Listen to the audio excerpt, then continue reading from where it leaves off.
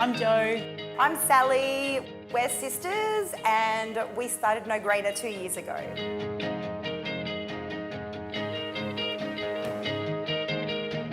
No Grainer was born out of necessity because I'm a celiac, Sal's a type 1 diabetic, we can't eat bread, we love bread, we're half German, and we missed it so much that we decided to start playing around and experimenting with our own.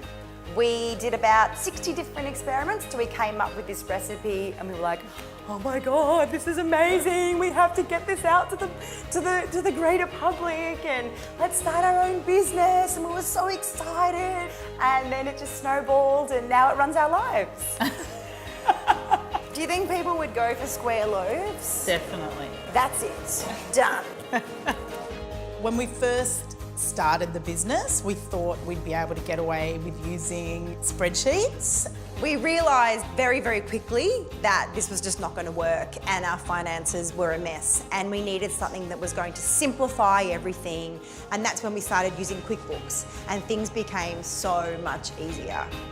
Up from last week. Up a lot from last week. Do you think that's the tasting? Definitely the tasting.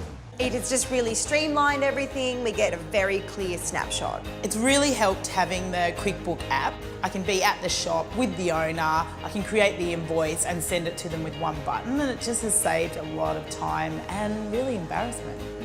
I haven't done an invoice yet for Terra Madre. Okay, I can do Terra Madre on my phone. Okay, is that all right? Yeah. We're passionate about what we do, the way that we have created this beautiful product that's actually helping people with their health. And it just feels like in a small way we're making our own little difference.